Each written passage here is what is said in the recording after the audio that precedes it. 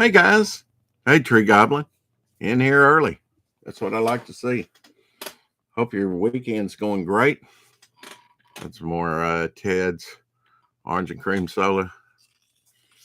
So what's been going on, Tree Goblin? You're first in. How late is it there where you're at? Of course, it's 4 o'clock here. Pulled a box here, a mystery box, because I haven't photographed it yet. And usually I'm on top of that. There's a lot of boxes, about a half dozen or so that I need to photograph of newer things that I put in. I haven't got them in my file system yet. But, that's a happy accident because I had a box out on the garage. It's been cold. So I have a table set up there with some books and I have an Immortal Hulk. I was collecting Immortal Hulk and keeping them all in order and everything. And this box had some Immortal Hulk in it, but it's not photographed yet. So, and I do have a few that I photographed. Hey, Sketch, testified, I guess, HD or I want to say, anyway, hey, Sketch. I'll just call you Sketch. Is that okay? So, and Apex Comics is here. Great. Going to be looking at some. So, anyway, to continue with my story before I get sidetracked, because I often do, right? You ought to know that. Hey, Shadowhawk Bax is in here sliding in home real quick. Immortal Hulk, been trying to collect those in the past, and I got up to like issue 50, and I didn't get an issue 50, and I haven't collected it since. But anyway, yeah, film back coming soon. I'm excited about that, and we'll have what is it, Lady Arcana on Apex's comic at Saturday today at midnight, early Sunday morning. So I co-host that with Apex, and I always have a lot of fun. And that's going to be our guest. If I said that right, I hope I did. Apex. Um, she has been in the CG long before I was. And has a great looking project. I definitely like Lady Alchemy. What'd I say? Anyway, Lady Alchemy. Yeah, the lady that does Lady Alchemy. Older project. It is cranking out here pretty soon. So should be an interesting. I've seen her on other streams and but never met her. So that should be an awesome interview tonight. Going to try to be awake for it tonight. Cool. That would be awesome. Um, just a quick rundown through these Immortal Hulks. We'll start here with number 1. Great cover by Alex Ross. You'll see a lot of Joe Bennett. Before I even know really who Joe Bennett was, of course, they accused him of anti-Semitic issue, and I do have an issue of that. Now, whether it's the recalled one, I can't tell you. I haven't looked. I probably didn't score, but maybe I did. The recalled version. But yeah, you're going to see a lot of Joe Bennett. Of course, Joe Bennett was brought to my attention through R.T. Bear. R.T. Bear on his black and white project number 2 that he has on Indiegogo now, and it's starting to wrap up. So if you want to get on that, I mean, it's awesome artwork, and he's offered Pogs, some of his old stuff. I wish I could have hopped on that. Of course, you can get layout pages or could. I haven't looked at the campaign in a while. I backed 2 Inco t-shirts, and that's all I've been able to do. I really like that Inco, character, and I think he should make some stickers and things like that with it. But I'm going to try and back that before it closes out. Shadowhawk Back says, from what I've seen, she has been through some stuff trying to get Lady Alchemy to this point. Yeah. And she was over in Great Britain, right? Got married. Now they live in New York. So hopefully that'll be out here pretty soon. It does look like a good project. It was a very, very successful project, about 50,000, I think, so I know the backers may be illusioned with that project because it has been so long in coming out, but It looks like a great project. I know she's committed to getting it out, and I know, yeah, life problems happen. Right now, my Uncle Harold is not just. I remember last time I saw him, I said he looked a little pale, a little gaunt, and his bone marrow is not producing red blood cells or white, I guess, not very much, and he's become kind of impacted. He like 3 days ago, he now maybe 2 days ago, um, depending on, I mean, about 3 days ago, he had surgery. They didn't want to do surgery, but they had to do something. Checked his pancreas out for cancer. It didn't have any. He's having a hard time, passing waste through and producing blood. And of course, life is in the blood. If you can't produce blood, you're not long for this world. So, my prayers are with him. And of course, Elsie had to put his dog down. He was upset about that, but they went out and got another dog now called Honey. Not a boxer because they didn't have any boxers, but she's already house trained. About I think he said a year old, or maybe 2 years old, but a beautiful puppy like, dog that's full grown, house trained. So that resolved itself. And most things do in life, one way or the other. And we just have to be accepting of that we're going to go through trials, and that, I mean, this has been a trial just trying to get this book out, a lot more than what I did. But if how do you eat an elephant? A bite at a time. If you say, I've got to do all this, it's going to be overwhelming. You just have to take it a step at a time. But with, something like this, all the steps have to be like dominoes in a row, you know, um, and you hope you don't bump one and knock them all down. But yeah, it's been a learning curve. I think any first campaign is for a person. Drop a like for Rex, guys. Yeah, drop that like, hit that subscribe button. I think we're down to 139. I had 140, because Risey backed me or subscribed last night, but it's kind of going up and down. I mean, I went up to 141. I come back the next day and it's 136. So, I don't know what's going on, but we're gonna get there. We're gonna get this channel out to people to where they can appreciate good collectibles, good comic talk, good just collectible talk. Hopefully you have fun. We'll have fun along the way. I didn't back yet. I'll do it tonight on your stream, Brent. Please like, subscribe, comment, and share this video. Yeah, that really helps. It can't grow if people don't know it's out there. 2 thumbs up for me. Yeah. And Shadowhawk backs, yes, thank you. Well, I mean, what are you backing, Shadowhawk? I mean, Brent's not out with it yet, right? Film bat, is that what we're talking about? But anyway, this is Incredible Hulk, last call #1. I did. Oh well, if I just look at the cover, it has artist. I believe it's Andy Kubert. Yeah, Andy Kubert cover. Nobody had on eBay the artist, but it is Andy Kubert. Kind of a dark color. I mean, okay, I'll see a light spot at a distance. Is that Fing Fang Foom? I don't know. It's hard to see. It's all black.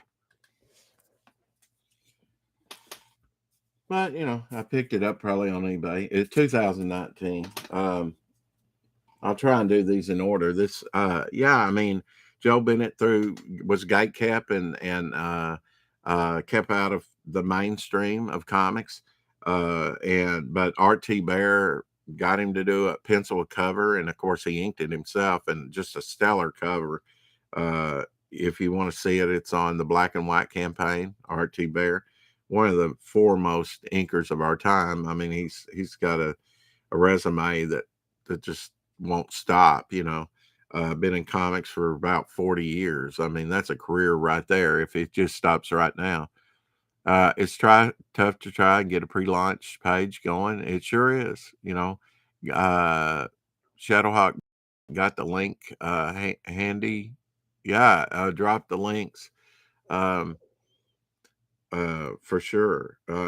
This is Immortal Hulk #1. This is a 4th printing. I mean, um, Joe Bennett cover. They had 4 and 5 different printings. Very successful book. The Immortal Hulk. Another copy of 4th printing.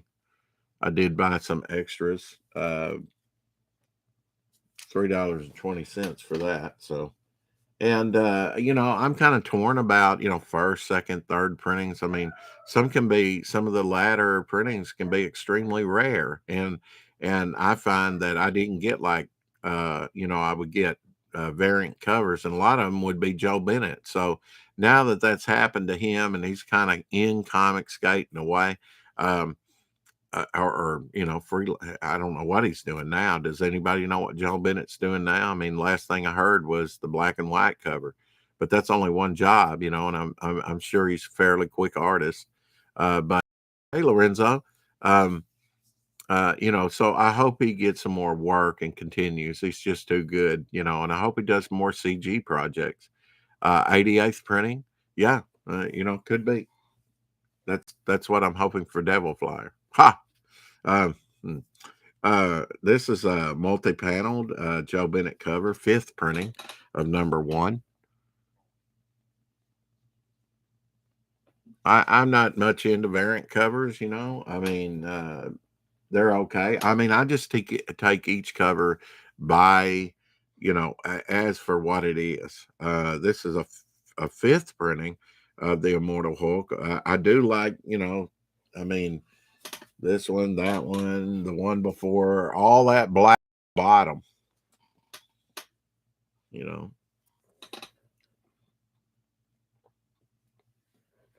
This is a Joe Bennett cover, 2016. I looked up some of these before.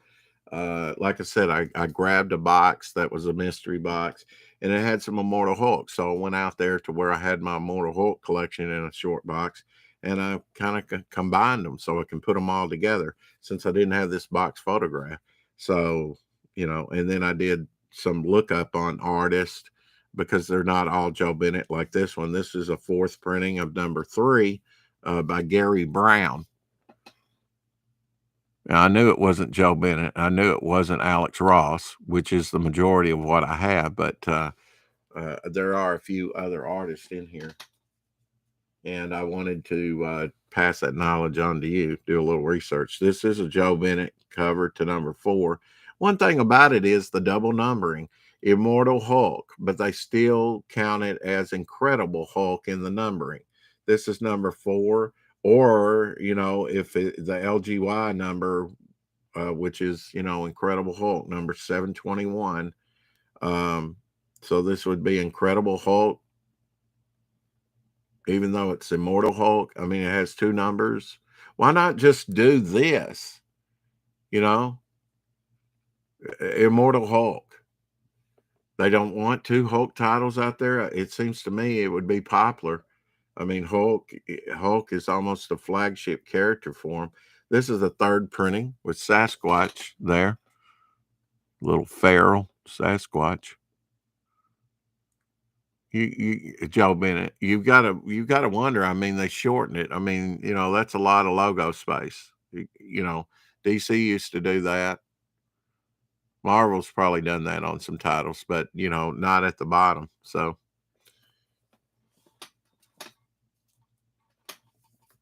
and #5, this 3rd printing, and bonus digital editions. I'm not saying anything about that, but Joe Bennett cover. So I'm glad I have all these Joe Bennetts. You know. I tried to pick up the Alex Ross. I might have even passed up some Joe Bennetts, because I really do like Joe Bennett. And I got on the Immortal Hulk thing a little bit late. So, I had to go back. And this is the trade paperback. Al Ewing does the writing in all these Joe Bennett. Um, from Avengers 2017, number 684 in this. But Immortal Hulk 1 through 5, with the number 1 cover there of him rising up out of the grave, and the great cover by Alex Ross where he's got a hole blown in his chest. But I just don't get this double title and double numbering. I just say, why don't you make it good? I don't understand.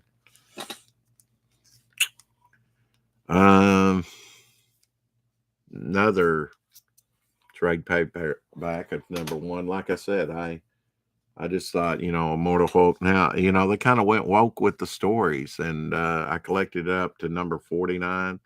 This is the Green Door. This is, I think, number 2. Yeah, and I paid $13.99 for that. Not a bad price for a trade paperback, and to get caught up on the stories. I think I did go back and maybe get a number 1. Number 2, though, has the first appearance of a character, so it's. And this is number 3 in the trade paperback series. It reprints issues 11 through 15. I gave $16.49 for it. That's a nice Alex Ross cover. And that's nice, too. Gamma bomb going off, I guess. Yeah, that's his cousin. See, you could create the Hulk and the She-Hulk all in one explosion. Why not? It'd be interesting to do a story with, all these kind of Stan Lee origins. It would be interesting to have the Hulk encounter cosmic rays like the Fantastic Four did, and it alter him in some way, and do that for a while. That would be pretty cool. Just throwing that out there. Lorenzo says, I lost interest in the Immortal Hulk early on because the Hulk kept giving long lectures about beating people to a bloody pulp. Yeah. I figured out my first CG project. Shadowhawk Back says, I'm hoping for a 2023 launch. That's awesome. If all goes well, I'm hopeful that some of you guys will give me advice on printers when I'm ready. Yeah. And, my colorist is already saying, well, what about the printer? And I haven't, that was on down the road, and I still haven't settled on a printer. But, he wanted that from a spec perspective. So, but now I've seen some that are working with colorists that they haven't, I've asked them and their colorists haven't asked for that. So I don't know. The Immortal Hulk makes us great, makes us Green Brothers look bad. Okay. Smart Shadowhawk Back says Smart Hulk is cool in small doses. It is. Yeah, it is. Yeah, it's clobbering time. Yeah. Maybe we will see something here. Here's a Joe Bennett cover from number 1 variant cover. The King Black, though. When they ran that. But like modern comics, it's dark. Look how dark that is. They just go so dark. I'm not saying that's a bad thing, but I mean, comics should really pop. I don't know. No, somebody set me straight on that. I don't know. Of course, this is kind of a tribute to Chadwick Boseman, who played Black Panther. Rest in power. Chadwick Boseman, 1976. Wow, bicentennial year to 2020. Yeah, the Immortal She-Hulk number 1. Throw that in for some variety. I didn't look this one up. Who did the artwork? Don't have it on here, but I gave $3.86 for it. It is kind of an homage to the first one with the grave, right? She's kind of popping up out of the earth. Yeah, I mean, after I kind of lost, to me, the She-Hulk, they made her a hero. Okay, she's a hero, but I like the more feral. I mean, maybe her intellect could come, but it would be nice if they went back to the feral savage She-Hulk like she was in the first 25 issues, much like they did for Hulk a long time, and just with like a ripped dress like she had. I wish John Buscema had done more than 2 issues of it. Gave $10.97 for this. This is the first Gray Hulk. Uh, Incredible Hulk number 347. So I have some other Hulk books mixed in here with these in that short box. Then eventually I'll photograph it, and I went back and got that one because that's a key issue. And you know, John Byrne Hulk up here, Gray Hulk. It has some I don't it has some spine bends, slight spine bends, but as long as it doesn't break color and cover, I don't know. Can't get those words right. You can press this, and this would be a high grade copy, for $10.97, first Gray Hulk, issue number 347. Let's see, that was September issue, and it came out in 1988, I believe. Yeah, 88. So it's got some age on it. You might want to pick one up. This one I bought when it was on the stands back in 1981, the Incredible Hulk King Size Annual, and with one of my favorite Marvel characters in a way, Captain Universe. He kind of takes over the heroes and gives them his power, cosmic powers, much like a dead man does, inhabits people's body. And they had a whole mini series on that, and I have some of them or all of them. Let's see, maybe Al Milgrom cover. I'm not sure. Gave $1.20 for it. But now I have one that I have this issue that was a complimentary because it says complimentary copy, do not sell, stamped on it, I think. But it's from the Roger Stern collection. That's what I call it because they were books from Roger Stern, some going back to the 50s, 60s, but most of them were newer, like 80s, going all the way up to like Killraven in 2021, I think. But yeah, I have more than one copy of this. I may have about 3 copies of this. One of them was Roger Stern, which I'll probably sell at some point. They came with certificate of authenticity signed by him, so that was nice. Let's see. Shadowhawkback says I've still got a lot of figure out before I'm worried about a printer. Yeah. I mean that was mine, but then if it's going to be in color, he asked me about that. What what printer are you going to use? And he was trying to modify that to how he would color it. I don't know. How it would show up. So that is something to think about that I hadn't considered. Lorenzo says the Hulk would give a lecture telling people they were bad, they were being tortured someone. Yeah, I haven't read any of them, but I collected them because there was so much hype about it. And of course, Alex Ross covers. From a distance, that cover is mud. Yeah.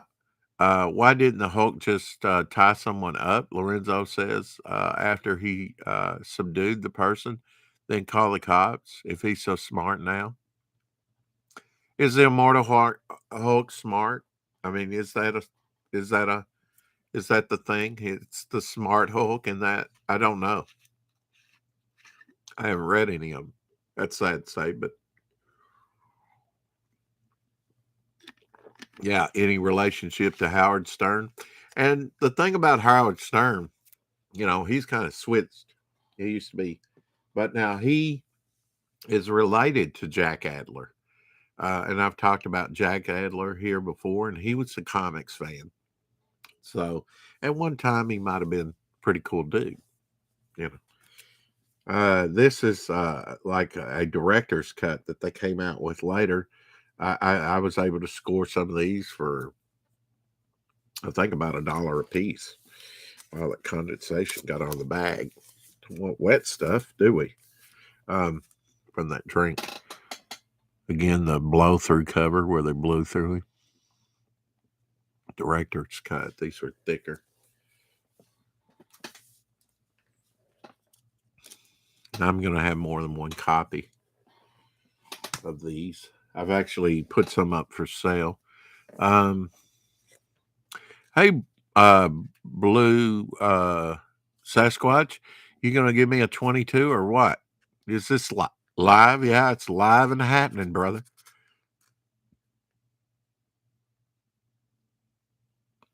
Shadowhawkback says, luckily my artist does it. Oh, I just have to make high quality scans and do the writing, production, fulfillment, the easy stuff. Yeah, I would write this story. The way I did it was in thumbnails. But I really should have talked to him more. He likes to work from a script, and I tried to do it the Marvel way, pitch him the thing plus give thumbnails more than what Stan Lee would do, and then have him draw it. Well, when it came to putting the dialogue in, if he didn't have the character's mouth open, I couldn't put dialogue in it. So it was kind of restrictive. I think I told a real good story with it. But we won't work like that again. But I wanted to try it. I wanted to try the Stan Lee method, and so that's what we did on this first issue. And I think, with mixed results, I think it's good. I think it's a great story. I think where it's headed is an awesome story. The Immortal Hulk is supposed to be smarter than Bruce Banner now. Okay.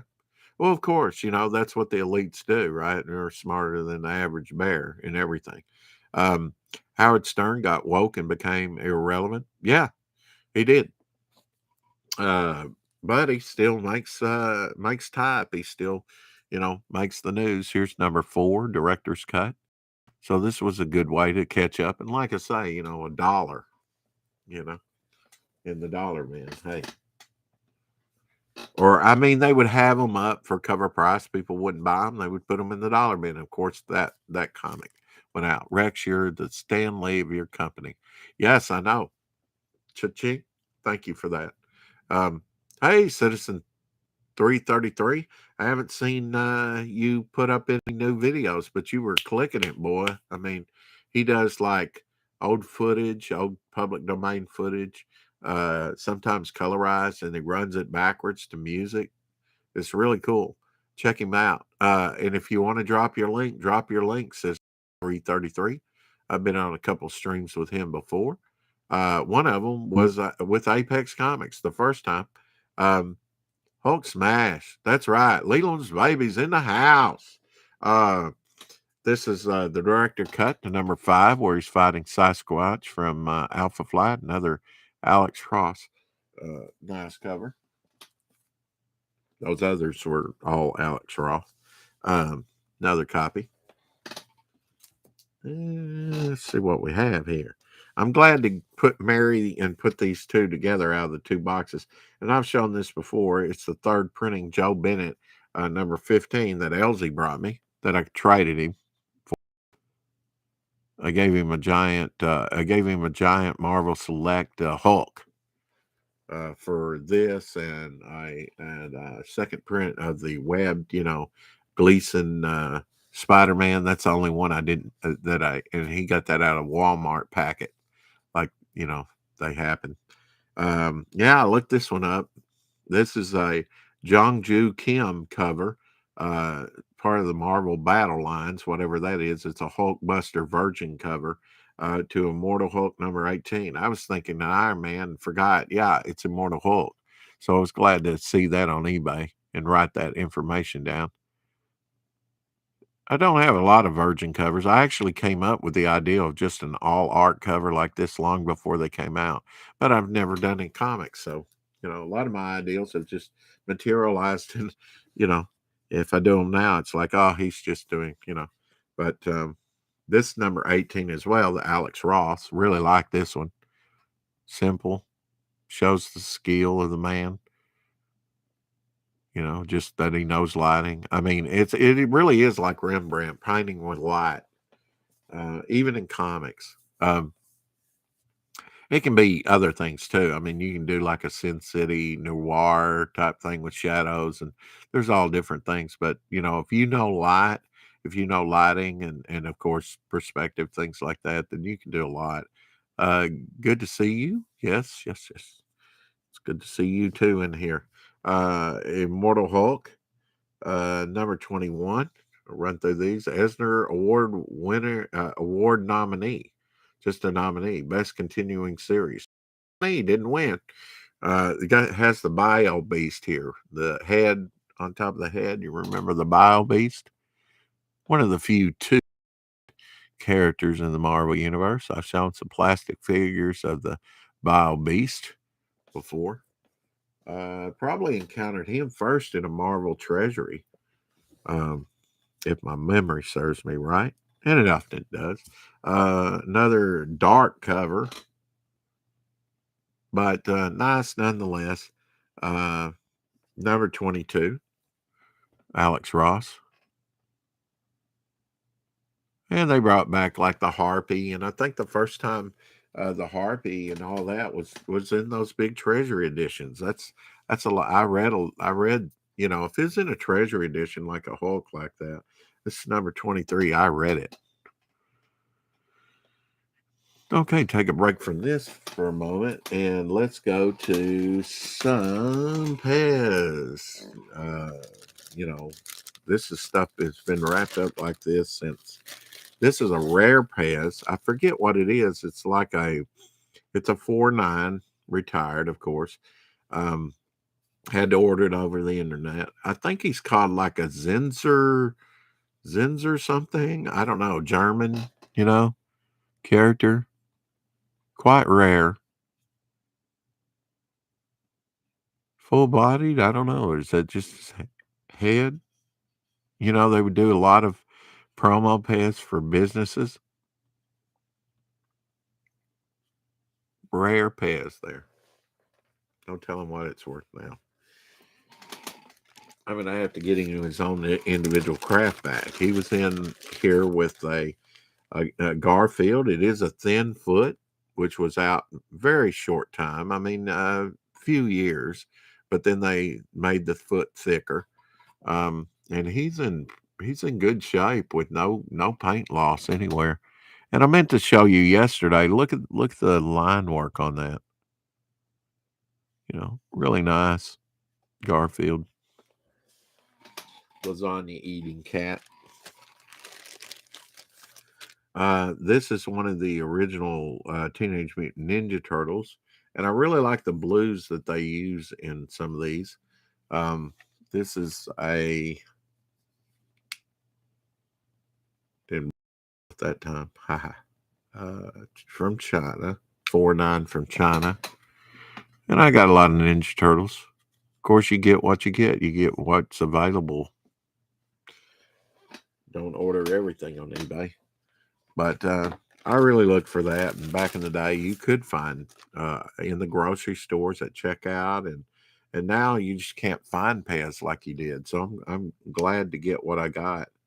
This is 4.9 from China. The small Spider-Man head. They had this small Spider-Man head for years, since the 70s, and then they started doing some more uh, of them. Had a nice snowmobile diecast here somewhere. Here it is. Um, and I'm not sure if this is Hot Wheels or oh, it's Hot Wheels. Yeah, just a snowmobile, sort of metal flake purple. Very, very nice. Very nice. Unusual for a Hot Wheels. Um, this one here was recalled because of the sharpness of the nose. He was on Bob the Builder, Spud, and this is probably a 4.9 made in Hungary. Sometimes these are stamped deep and you can see them, and it depends on the color of the stem, and sometimes they're real lightly, depends on how it strikes the plastic. But yeah, this one was recalled because of the sharpness of the nose, and they would stop making it that way, and they they probably cut that much off, and blunted it more. But yeah, I sold a bunch of these and tried to go out, an air. And I really like that one. It's like a pumpkin head, I really like that character, the way it looked when it came out.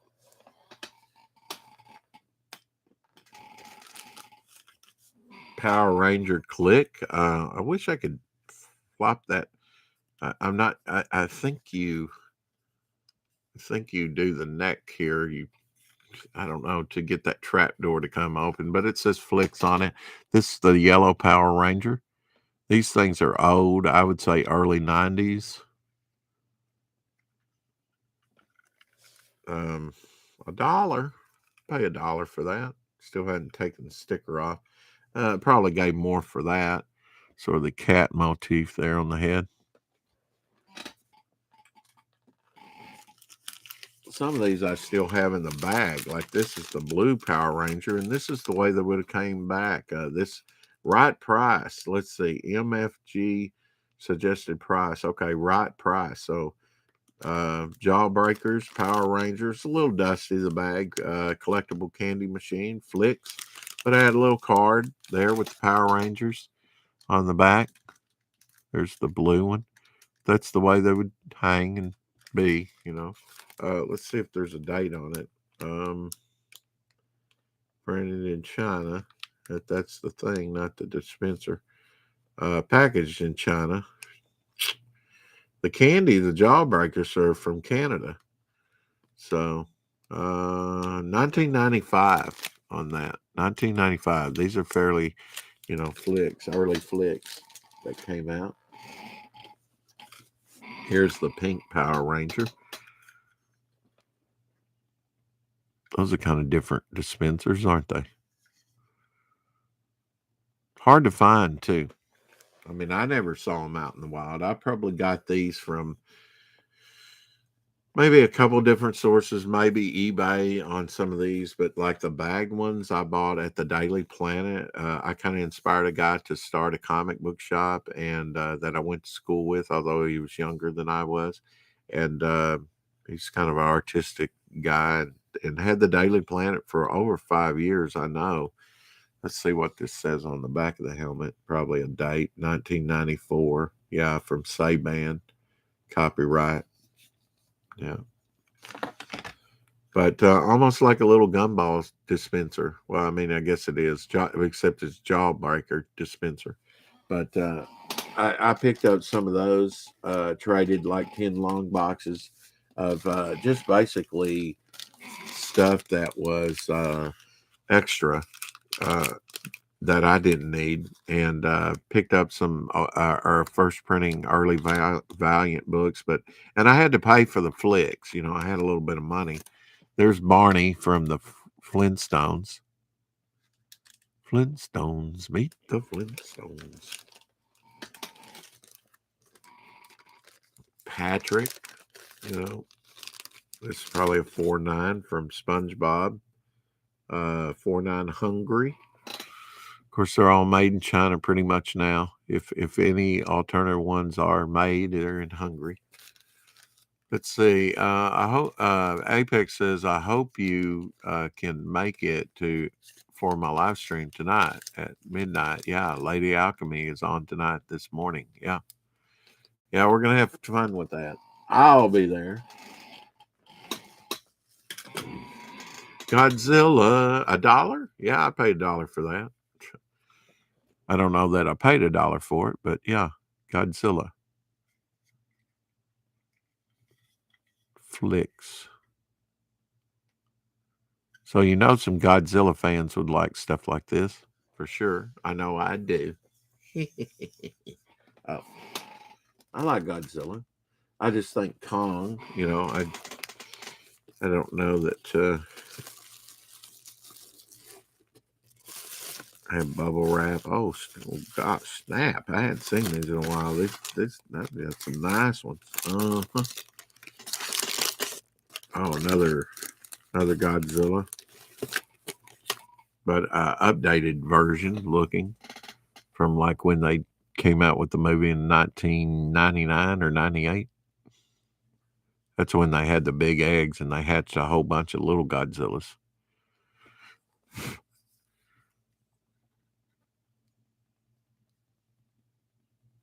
Nice, isn't it? Yeah. And this one, I think you kind of twist, to open up the hole here. Yeah. See, you just kind of open up. It's black, so you can't see, but see, I can put my finger in there, but if I turn it, can't put my finger in it. So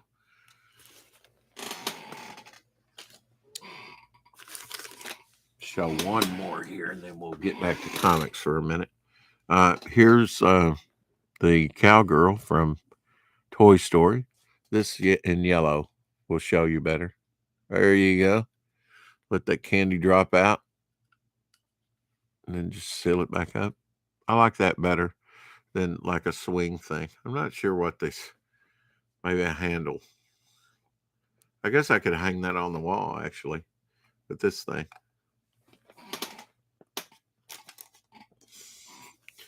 I like your show, Rex, but I'm unsure the Hulk and Godzilla represent us green men in a good light. I remember the Flintstones movie in 1995. Flintstones, meet the Flintstones. Flashback, the Spectacular Spider-Man #1. Luke Ross cover.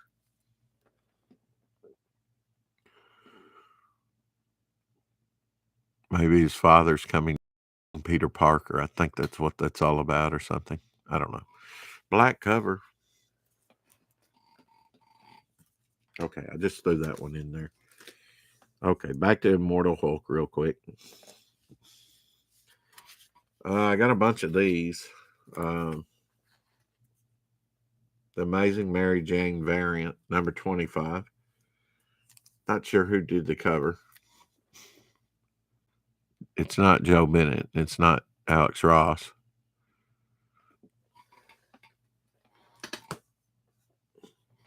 Immortal Hulk, the 2099 variant, #27. I am missing some issues, so there's going to be gaps. But I did fairly well. I mean, I did pick up, if I couldn't find it in Jonesboro, sometimes I'd go over to Jackson and it'd be there. And so, now this is a Del Keown cover. 2020 variant of Immortal Hulk, #28. And I only gave $1.97 for it. Or issue Incredible Hulk. I don't know how that works. You continue the Incredible Hulk, but it changed names. Usually that would denote it's a new title, right? I mean, even in the Overstreet. Just trying to wrap my head around this double numbering. They go to triple numbering, and I'm going to kill somebody. Anyway, a Del Keown cover. Might get him to sign that one, huh? It's pretty rad. Del Keown. Of course, he's known for his Hulk stuff. Pitt, but Hulk stuff prior to that. But I know him all the way back from when he got started in Air Cell Comics. Yeah, it pays to collect that. Hey, Shadowhawk, do you have any Air Cell stuff? Just wondering. I picked up a plethora. Every one they had when Hastings went out. I picked up every one, even if it was multiple copies, even if I was buying 5, because I know the print runs on those and they were already old. I mean, 80 something, and I was getting for next to nothing because they were in the dollar box anyway. And every day the price went down. This is #29 Marvel X variant. Don't know who did the cover. I didn't have time to look this one up. It says NB back in 2019. So I don't know who NB is. It's not Alex Ross. It's not Bennett, Joe Bennett. But yeah, that is part of the Universe X that Alex Ross kind of did. I like this iteration. This is okay. I mean, I like to see the other artists' take on it, but I really like when Alex Ross does it.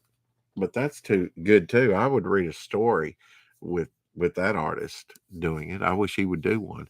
Samurai 13 through 17, Del Keown art and inking. Yes, I picked up a number 13. I've got to pick up the rest of them. Picked up a couple number 13s when I found out about that was his first work. This is a Mike Hawthorne cover from December 220. This is a third printing. Number 5, black cover.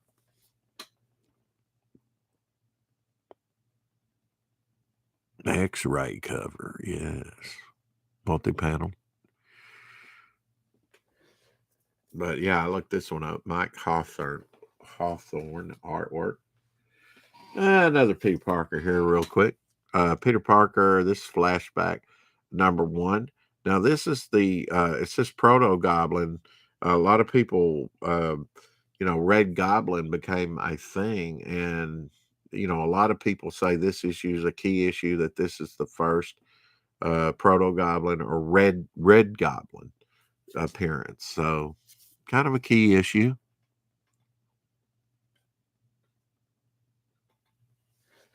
I don't know what it'll do, if they'll recognize this as the first Red Goblin, but it's the first allusion to, and maybe prototype. And you know how some of those prototypes were. The thing about collecting stuff today in comics is, and I did collect, try to put some money towards maybe some of the last DC books that came out, and Marvel too. I mean, are they going out? So, I kind of hit the back issue bins on some of these new ones that are, for $1 as much as I could. This is Immortal Hulk number 35 or Incredible Hulk number 752. Not sure how that works. This is a pretty neat thing with the kids and the toys. I do like the, brow and how they did the head like Kirby and stuff like Alex Ross. Pretty true to that. Oran, pretty nice with the interpretations of characters that he does. And buy them for the covers. Don't buy them for, for the reading, even if it's woke as hell. I don't care. They're nice covers. This is Alex Ross cover. Now the leader down here with the big green head, I'm sorry. He's just one of my least favorite characters. I think he's goofy. Big-headed characters, unless they're aliens, and then that kind of makes sense. $3.11 on that one. I guess you can read that pretty well. They do go dark with some of the coloring. And that may be the original artwork. Here's number 37, Alex Ross.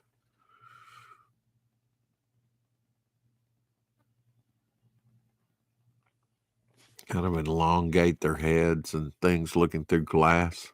Reflection, I guess. I agree on Hulk, Lorenzo, but Godzilla is the Green Man. See a man? I never knew that. Oh, well, I guess so, in a rubber suit. All right, let's get back to some goodness here. Here's the white Power Ranger, FLIX, from the mid-90s. And here's the yellow Power Ranger.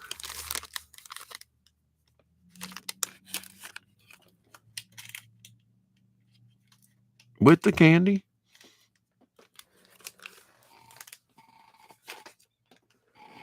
No telling what I could get for these now. But give it a few more years now. Here's Pebbles. Loose. And how she would be on the card. Have 2 of her. And there's a difference, huh? Red door. Red here. Black. Haha. Variant. Features all look the same, but just different color.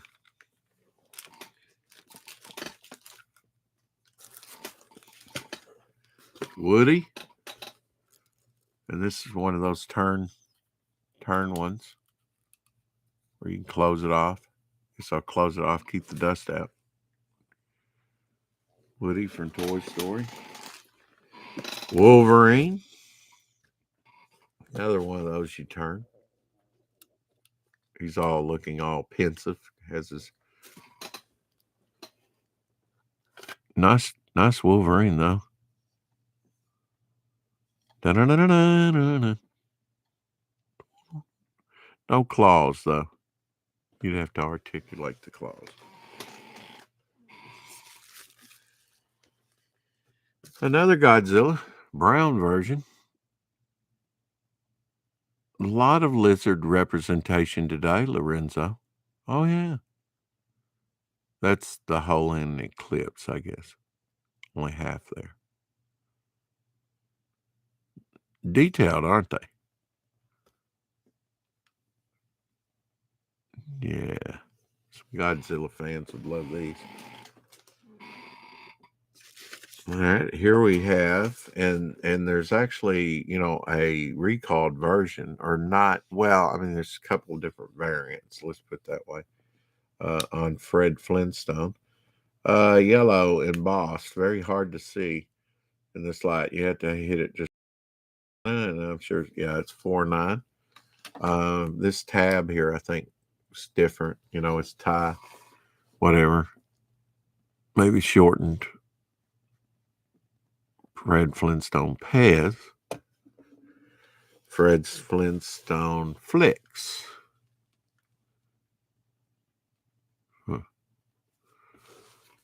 Little comparison here.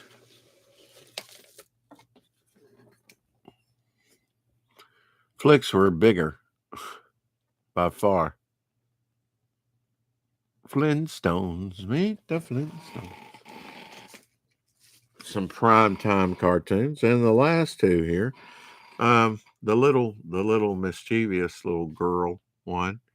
Wonderful movie. Go watch it. You'll have a fun time this weekend. A Bug's Life.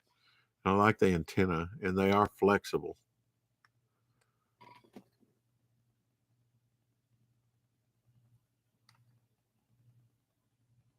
I don't know what he's sitting on. Time bomb, or her, rather. What is that? Oh, I guess it's a berry, because they were collecting berries, in the movie, to pay the tribute to the locusts. And then sitting on a leaf, or a leaf behind him, the main character with flexible antenna. Look at that. I mean, they're larger, so they're really flexible.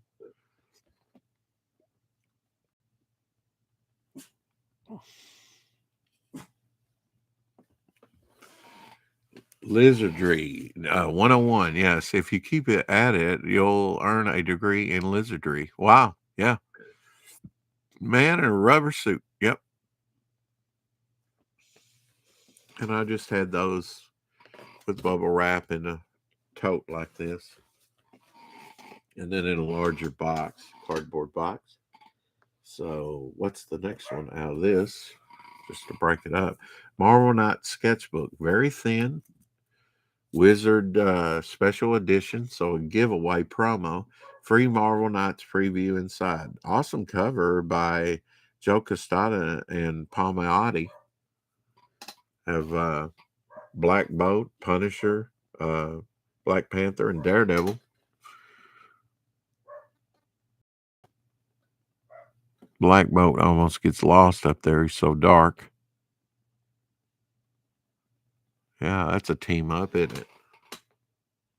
Oh, yeah, thin little things like this, and pretty dark, so it's going to show breakage color easily. Marvel Your Universe Saga. Okay, I assume wrap around cover.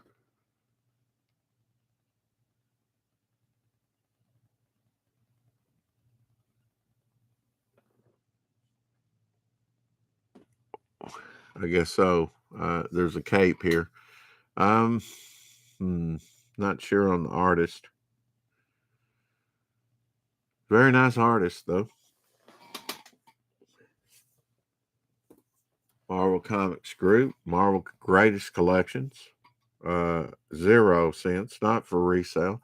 Not sure what this came from. Was it with a figure when it says not for resale? Just a giveaway? I don't know. Promo? Have to look it up. Nice Spidey cover, though.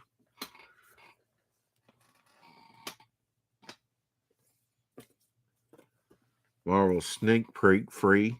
And you think some of these freebies aren't worth anything. Some of them have become worth something, you know. Number one, featuring the first appearance of characters like Constantine. I've went back and got recently, you know, in the last year, the first appearance of Constantine out of comics, just preview in one of the DC free giveaways. All right, back to Immortal Hulk real quick. Immortal Hulk number 39 or 756. It's interesting. This shows the intelligent Hulk with his glasses on here too. I think he's showing different iterations because Sal Buscema drew a lot of Incredible Hulk. Love that, especially in Defenders. That was the first time I'd seen the Hulk probably in comics was in Defenders 15. And you know, he kind of mimics that, you know, Sal Buscema look, I think. I think that's what he's going for. Very distinctive, and then the smart Hulk there, and then how he's normally depicted there fighting. I guess the gladiatorial Hulk, which all that to me was like the Spartacus story, really, and Planet Hulk that Aaron Lepresti did. That's number 39. I had to look this one up. Taran Clark, is that E on the ends? Clarky? Probably Clark, but with an E on the end. January 2021. But this is the Phoenix variant with She-Hulk, number 40. I am a bitch. Oh. A little fun, too. Scotty Young, number 40. Same issue, but another variant. I guess the Abomination's been killed. You know he'll come back. We love the Flintstones. How about the Jetsons, huh? Man, the Flintstones were great. Yeah. Yabba dabba doo. Joe Q used to be cool until he went SJW. Yeah. Yeah. Alex Ross drew the Sal Buscema Hulk mouth. Yeah. And I mean, you know, I really like the Sal Buscema stuff, especially that early Defenders stuff he did. Just makes the book for me. Isn't Hulk with glasses known as Joe Dixit? Or you're thinking Joe Fixit. Joe Fixit. Yeah. That's the gray Hulk, the gangster like Hulk. I think he might even be smaller, you know, not as tall. Now, here's another Sal Buscema, where he kind of did Sal Buscema, I think, look of the Hulk, number 40 again, right here. These are just variant covers. They're not second or third or fourth printings. Yeah, that's Sal Buscema look, if you ask me, for the Hulk. I like that he's actually throwing that in there. I don't know why, but I like it. I got my camera out of focus a little bit there. Joe Bennett cover to 41, where he's fighting. Yes, it's clobbering time, as we said.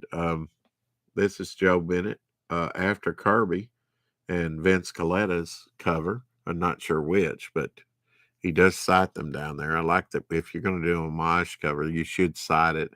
Variant edition, number 41. Sometimes the Joe Bennett covers were the only thing I could find, and I was fine with that. But I was looking for the Alex Ross as well. And if I could find both, generally I would get both. Here's an Alex Ross cover to number 41. Very nice. It is clobbering time. Maybe it's lunchtime. They're sitting and just look at those muscles. Look at those shoulder muscles and leading into the chest area and just the arm. I mean, and the lining on that foot and stuff, and just how he did the thing. I mean, come on. Good stuff.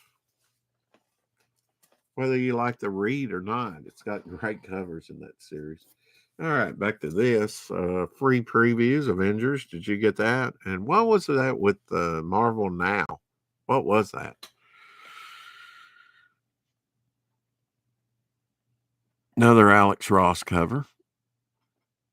Since we're talking Alex Ross, look at those wings on the Wasp. So detailed, amazing. Yeah, really is. Monsters Unleashed. I was fortunate enough to get some of that.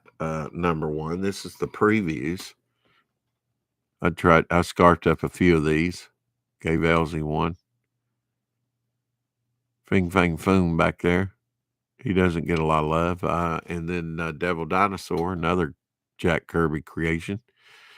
Devil Dinosaur and Moon Girl.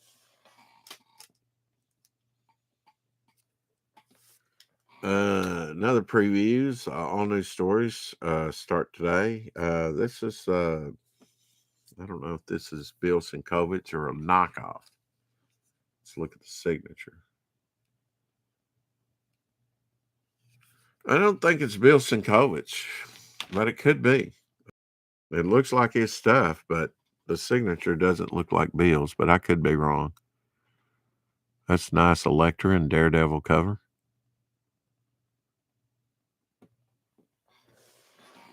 Don't discount free stuff like this because it can become collectible on its own. And the great thing is it's a great summary, of the time, of the history, and what was being put out there. It's a great checklist for you.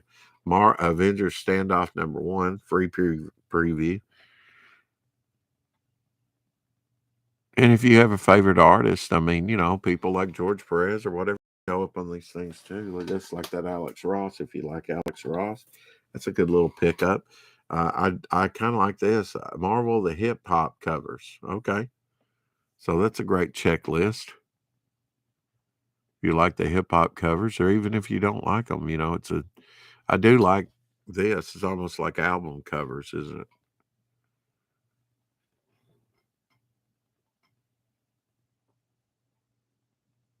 I don't think I got any of these. I might have got a Howard the Duck. They were doing some Howard the Duck stuff. Bill Sinkovich follows me on Twitter. I know I follow him. I don't know if he follows me, but I have had like Palmiotti. He followed me. And Adam Post did recently. And I followed him for a long time. Well, since October. Inhumans versus X-Men, the previews. I like these square off. And that's old man Logan there. Old man Wolverine, whatever. Old man Logan. Inhumans versus X-Men. I got some of that stuff when Hastings closed out. X-Men Gold. Of course, there was an X-Men Blue, right? And there was an X-Men Red, wasn't there?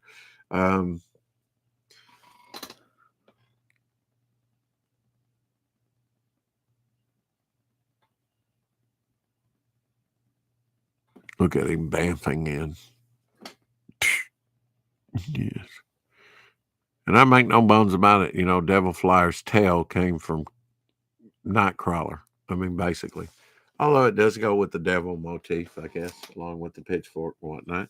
All right, back to Immortal Hulk. Immortal Hulk. Now, this is like a surrealist, like Bosch, if you know, like maybe 14th century, was he? Bosch, Alex Ross cover, where he would depict hell, different tortures in hell, and then paradise, like what would heaven be like? And this is really reminiscent of his stuff. So it's kind of a bizarre Hulk cover, but it tells me something about the artist, that he knows something about Bosch, because this is from Bosch for sure.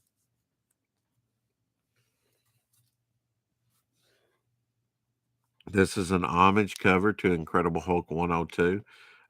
This was it has the UFOs, and the UFOs were like made their appearance first few appearances, their first in others.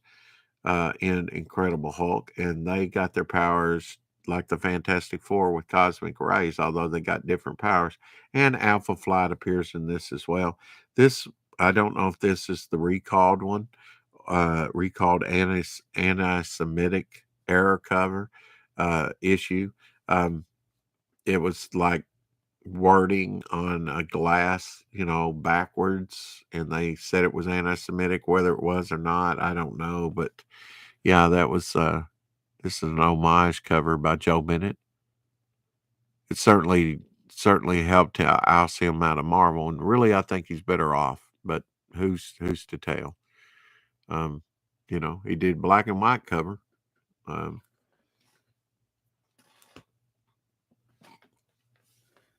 Here's a Michael Cho cover. Gave $5 for it. I really like these when they did just the single ones with like the white and black and a certain one, another color. Now that is classic Hulk. That is just a wonderful cover. I love this. Out of all these that I saw, this was my favorite. Michael Cho. He may have done all those that were like this, but I think this is a stellar ideal, and it reads way back here. I mean, it's just, if you don't like this, you don't like Hulk. Just saying. And if you don't vote for me, you ain't black. Alex Ross, of course, this is Gyrick.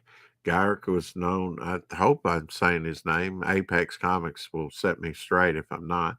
Henry Gyrick, that was over the Avengers during the George Perez year.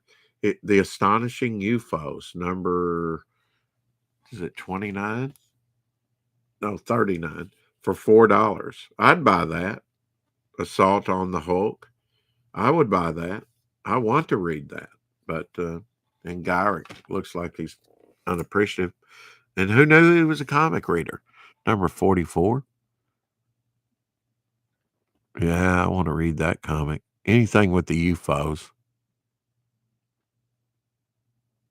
And he, ironclad there, the kind of thing representation of the muscle guy, he had a different look in his first appearance, but then he became smoother. And I think it was just a design choice to make him easier to draw. It may just have been a switch up of artist. I don't know. I think it was a little bit more conscious than that. Rob Liefeld, variant cover, 30 celebrating 35 years of Deadpool.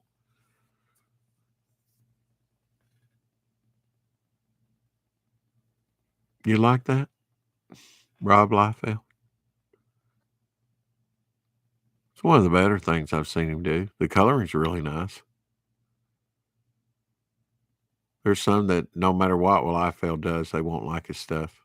I'm okay with it. I mean, I'm kind of indifferent. I see what they're saying, somewhat, and I don't know all the arguments out there, but he doesn't do it for me. He's not, my favorite artist. Number 45 again. Picked this one up in Jackson because I couldn't find one in Jonesboro, and I happened to go over there and they had it, and it was like, oh yeah, that's the one I want.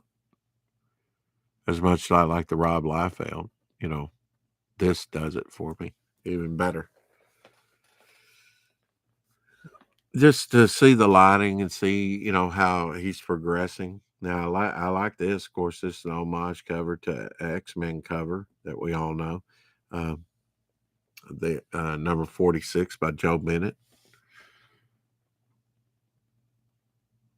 Oh yeah, Joe Bennett, Hulk in the Ditko box up there. Might have picked one up over here and then one over in Jackson because I have two of them. Or I might have just bought the two copies I hear. I mean, anytime they homage that cover, it's cool. Number 47. This is the Sinister Villains Spider-Man variant done by Declan Shavely going up against the Rhino. Now that one will read real good from a distance.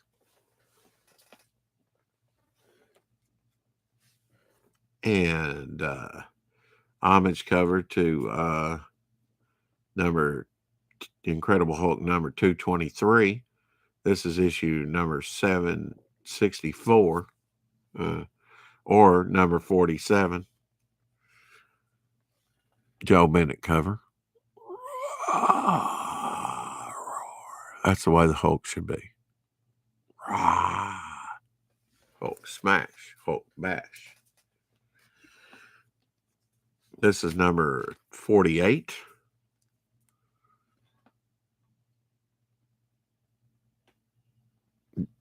Alex Ross. Very nice. The Harpy up there sitting on the light. And number 49. And sadly, I haven't gotten a 50 or any past this. Who's behind the door? Zebra. Yeah. Who's behind the door? Great song. All right. Phoenix Spotlight. Phoenix Resurrection number 1. Spotlight. Return of Jean Grey part 1. Black all around.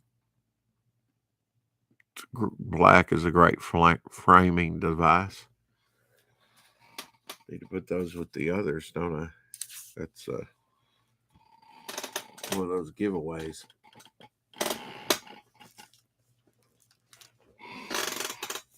Hope your weekend's going well. Marvel Double Feature. Picked up 1 or 2 of those in the day. I remember my cousin getting one, I think. I remember the rack it was on. I think it was in a grocery store. Number 17, Jack Kirby cover.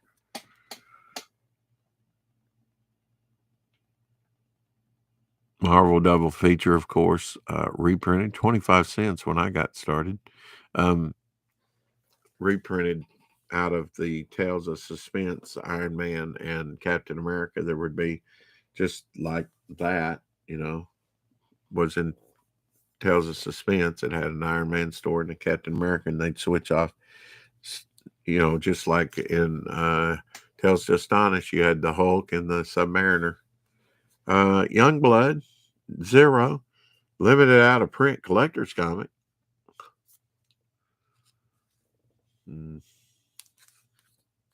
Polybagged. Gave $6.15 from Rob Liefeld. They had 2 versions of this colored with different colored costumes. I think I showed the other one today, and here's the other one. I wish I had a comparison of both. I'll probably run across some more copies of this. Still bagged up, though.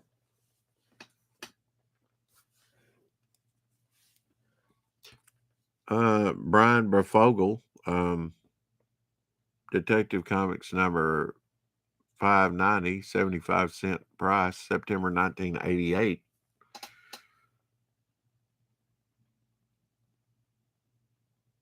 I have some Brian Brefogel stuff coming up here.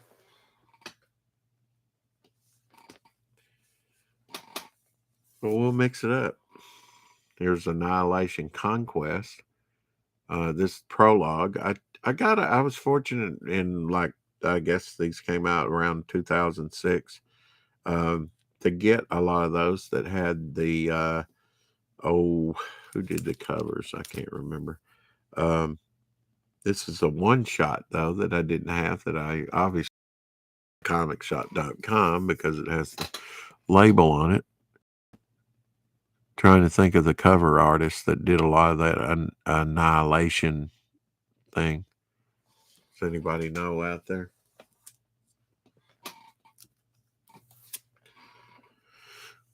Giant Walt Disney Comics Christmas Parade number 2 from 1989. This would be Gladstone, I'm sure. It doesn't tell on the cover. Maybe the back cover. Maybe on the spine. 100 pages of holiday fun. Yeah, Gladstone on the binding here. Nice shape.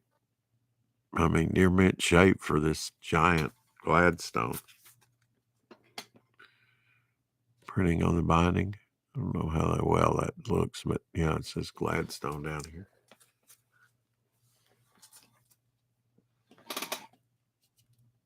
Big thick books. Big thick books. This is from Gladstone, Walt Disney Vacation Parade #3.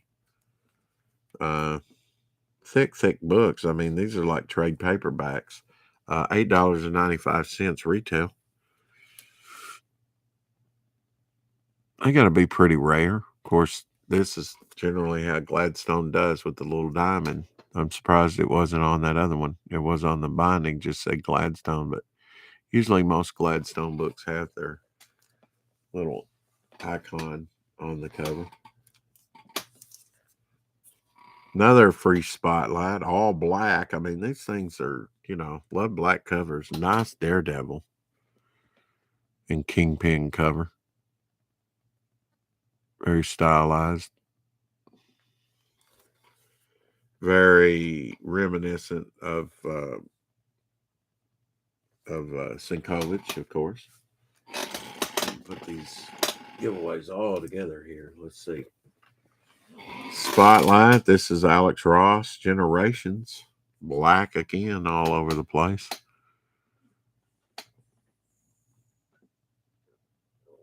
You got the female Wolverine, right? X-23, and then Wolverine himself there on there. Yellow black costume. But again, even for Alex Ross, with the overall red tint to it, it's very dark.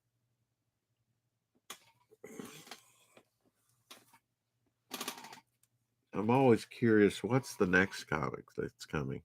Here's Ghost Rider versus Deathlock. This is a Cohen cover. Of course, he drew Deathlock, Deathlock limited series and stuff. 1992, I think, yeah. April, #10. Deathlock, and that's a pretty neat mix-up of Deathlock and Ghost Rider. Like to see that battle for sure. Of course, the Todd McFarlane Spider-Man down here, the 30th anniversary from 62 to 92 down here.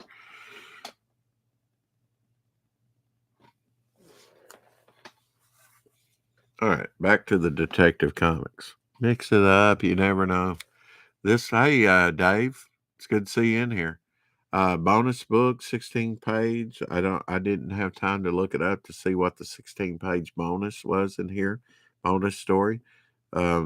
This is Dr. Phosphorus on the cover. The Burning Pit. Brian Bufogle cover, or Norm Bufogle. I'm calling him Brian, but it's Norm Bufogle. Tank Ferret knew him as a kid. August 1988. This detective, $5.89, originally 75 cents, with the Phosphorus Man. He burns at the touch. If Phosphorus Man and Man Thing go up against each other, that would be a cool thing because they both burn at touch. Of course, with Man Thing, you have to be afraid. This guy, he'll just chemically burn you. Somehow, I think maybe the Man Thing would engulf him and smother him out. I don't know. Maybe not.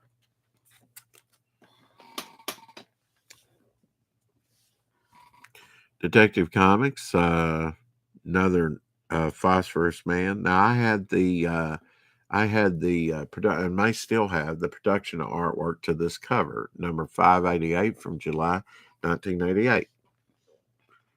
That's why I have some of these. A lot of what I have in my collection is because, like, I had the production artwork to this cover. That's how I've gotten some of my collection. Oh, almost an hour and 20 minutes. Hope you're enjoying the show. Can't remember if I greeted you earlier. Yep. And the good thing is everybody has a wrench. Ha! I think this is a Jackson Geist. I had Frank early this morning because it was daylight. Daylight was coming up when I went to bed on Vic King's show. We talked about Jackson Geist a little bit. And I think he did this. It might be Jerry Bingham. Jerry Bingham is one that's overlooked. He did some Black Panther stuff, but now this may be one of his Batman covers. I didn't have time to look it up. It's a millennial thing that DC did back then that kind of flopped. A lot. Joe Staten did a lot of those millennial things in the main run, I think. Number 582 of Detective Comics from January 1988. Like the logo, how it's done here.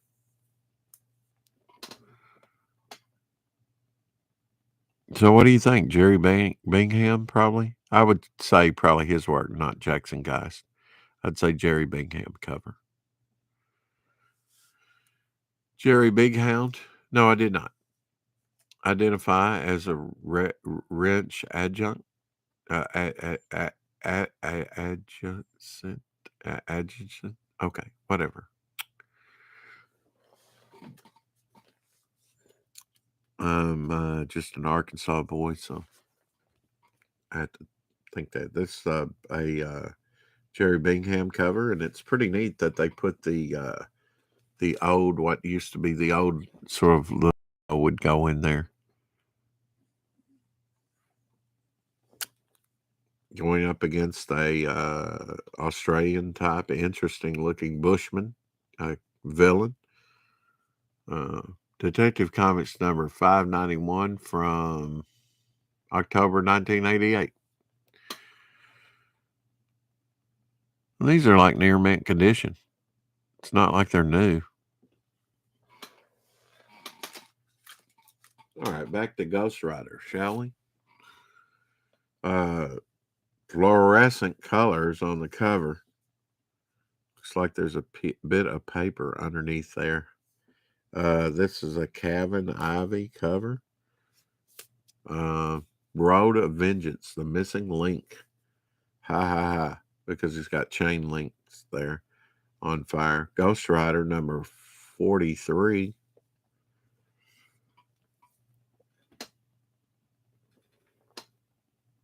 Chains are hard to draw. They have to be precise and all linked up and everything. They've just been kind of hard. I should just take a week out and practice chains. Of course, I begin Devil Flyer with him chained up with a masonry block being thrown into the water. So, of course, I didn't have to draw it. I have several of these. This had a full color Batman mini poster inside. Detective Comics 604, number. I wonder why it says number 9 under. Is that an error? Never noticed that before. Norm Befogel cover. Yeah, but check this out. I don't know if you can see it. It's just very thinly, in white, printed over black, but it says the number and then it says number 4. Is that right? Number, or am I saying that right? Number 9. Number 9. Number 9. Is that an error on the cover? No.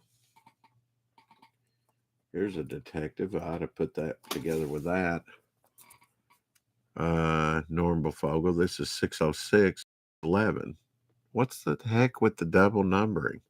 Rest in peace, Robin. Okay. Part of the Mud Pack series, 3 of 4. Ooh, you didn't treat me right, Bruce. I will haunt you all the days of your life.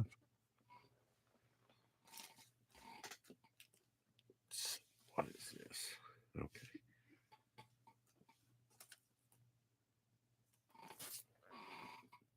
Okay, back to Spider-Man. So, all right, let's get these out of the way. This is, I gave 99 cents for this. First appearance of an Aussie hero, from Dream Guard. Another, and I think he's got potential in the Marvel Universe if they'll do something with him. This is Force Works number 9. Look at that weapon, too. Look at that giant Aboriginal boomerang that they made for him. I have a character that, for lack of a better name, called Tribal Guy. And he has like a bendy, like bow that he can kind of pole vault with and stuff. And he wears a tribal round mask with round eyes and round. I meant to get a canvas and show you what he kind of looks like. I'm going to have Vic draw him. His next thing to work on is a double page spread with all my characters. I say all some of my main characters. Then I can put Momentum Concepts up there and have a nice poster of, like, nice artwork of my characters, posing and running toward you or whatever they do. Superman and Man of Steel, number 44. May 1996. This is a direct. While going through these, I actually found some newsstands, which would be 10% of the run. Like this one from 1995, newsstand. So 10% of the run. This is rare from 1995. Number 49 of Superman Man of Steel. You think they printed the heck out of these? Yes, they did. But newsstand, 10% of the run. And great, I just like how he's doing his hand there. And this is one of my, one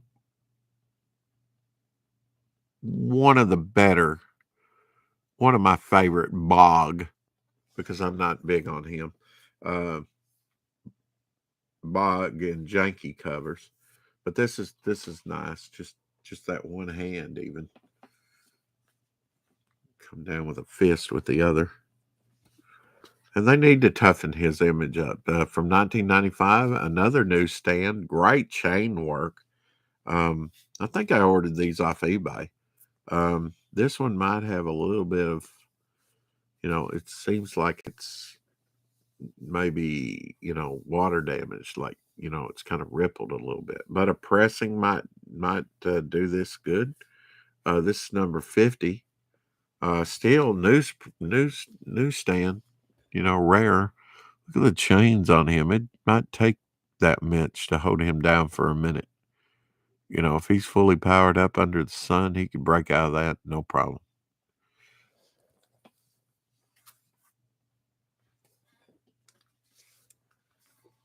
Detective Comics, this 100-page 60 center from the mid 70s, number 445. There he is, the Bat Murderer. Take him dead or alive, Commissioner Gordon says. Jim Aparo cover. The great thing about these 100 pagers is you had Dr. Midnight. I know in one they had unpublished artwork from the 40s that they had never published, but they published it in one of these in the mid 70s for the very first time. They had Star Hawkins, Old Work, and Robin, Elongated Man, and Raymond in this. Gripping tales of mystery and suspense. Yeah. And this would change out. You might have Hawkman and other characters, but just that's what's in this one. Nice Jim Aparo cover. Love these 100. One of the very first ones I got was a Superboy and Legion of Superheroes 60 center. In like 75, I think. Which reprinted mostly, like Kurt Swan, Legion of Superheroes from the 60s. George Perez Goodness, Avengers number 12, double-sized anniversary issue.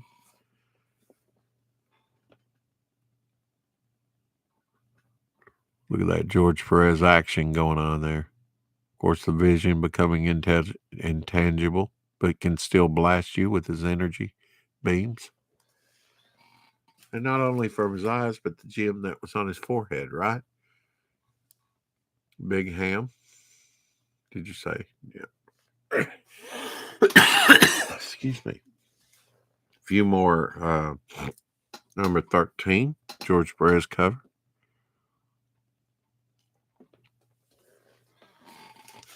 I had two of these. This one's really nice. I tried to fill in some gaps. Number 11, like maybe I got those last two and this one together. Fan Award 1998 winner Wizard up here. 1998 Wizard Fan Award. Favorite winner Kurt Busiek. Favorite writer, rather. Yeah, we're dead. Want to make something of it? Mockingbird, Thor, Dr. Druid, the Swordsman, Captain Marvel, and Wonder Man. And Hellcat up here in the Ditko box. Yeah, we're dead. Want to make something of it? Nice George Perez cover. Kind of Marvel's, except for Wonder Man there in its energy form.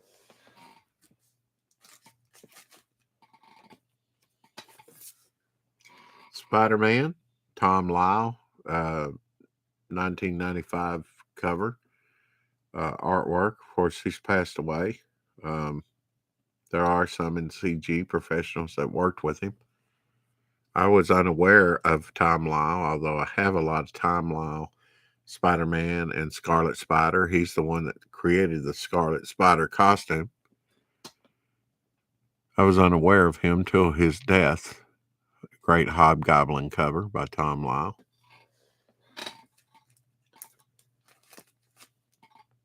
I'm going to have to move these in a moment, so I might as well do it now. So, did you like my stamp ideal? I know I've shown this once before, but not for a while. Kind of had her make me a mock-up of that a while back, of my swamp-like character, of putting him in a like Marvel value stamp frame. That might be nice, huh?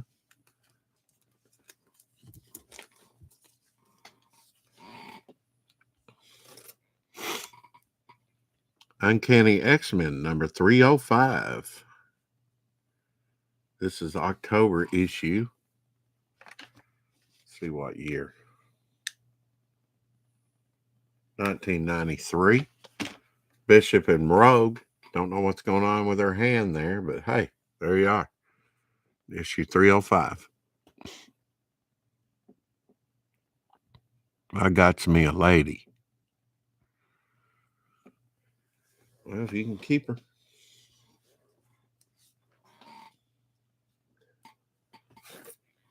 X-Men number 306.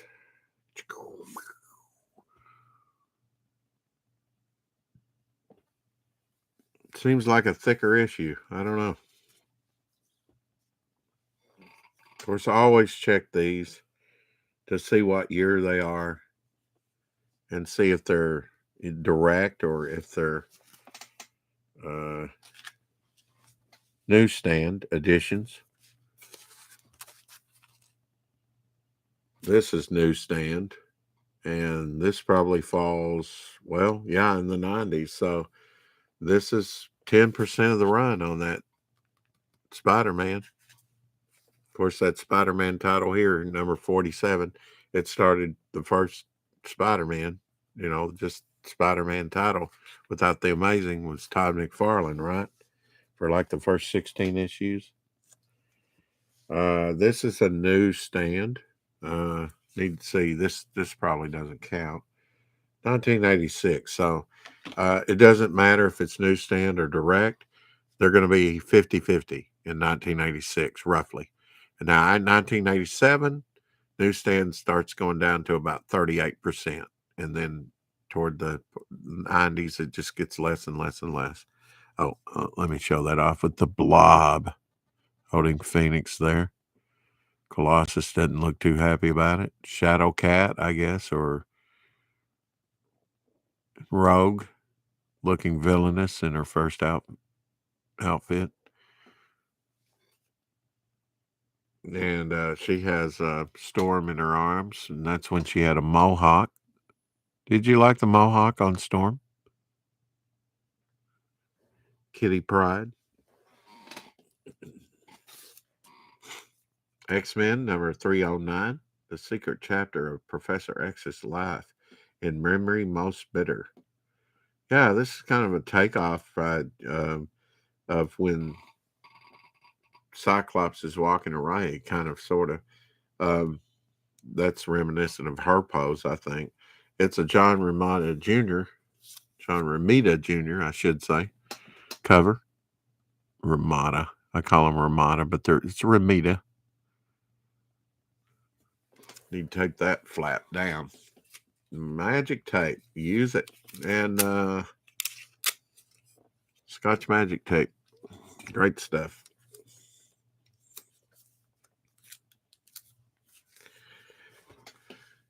And if you have some books you want to take care of, use, gloves. I've mentioned that before, but I had these around and thought I'd show them again. These are like Usher gloves that'll keep the oils from getting off. Or, you can get something cheaper, like a little plastic. There's always a way to do it. Great Century cover. I like this. John Romita Jr. again. And he's the one that did the heads up here. This is 1985. Secret Wars 2 continues in this issue. Great Sentinel and Snow cover. I like it. Snow's coming down. They're battling. Nice. Reads good. Just really nice cover out of him. There's, some people don't like his stuff. Some they do.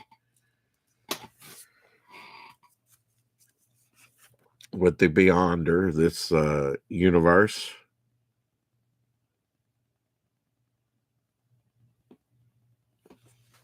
Check that signature. I know it's John Romita Jr., but the inker I was looking at, I was wondering if it's Al Milgram. AW, whoever that is. Number 203, Phoenix versus the Beyonder. That's going to be a battle. This universe isn't big enough for both of them. It's continuing the Secret Wars too. And again, John Romita Jr. did the heads up there. That's neat when you can do that, and it's just going to be used again and again and again. Of course, the artist is only going to get paid once, but it's neat to see your work out there, even if it's like that. This is a Brigman and Terry Austin cover, 1986.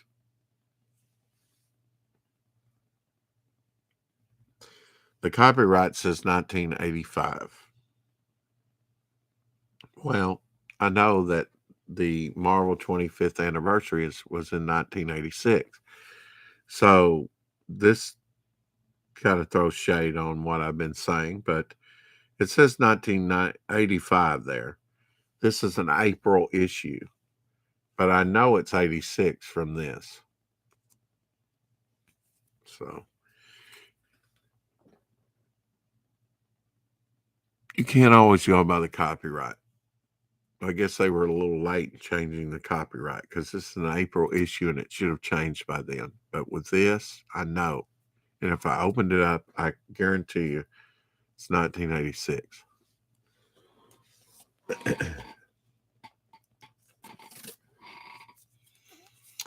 The all-new Ultimates, number 10, part of the Ultimate Marvel Now thing. I never got this. The reason I got this, I think, was like maybe an early appearance of Taskmaster. Something like that. And Momentum Concepts have like a bomb like this. We'll kind of redo it where the fuse is kind of lit. We're going to try. Work with Mike on that. He suggested that. And there was another time when it was done that way. All new Ultimates number 9. Number 9. Little cloak and dagger there. That's a nice cover.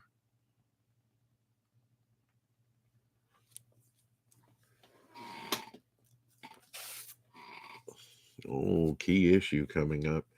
Thor number 1. I collected this up and read all these. The John Romita Jr. run. Up to like issue 40 something. 1998. Part of the Heroes Return.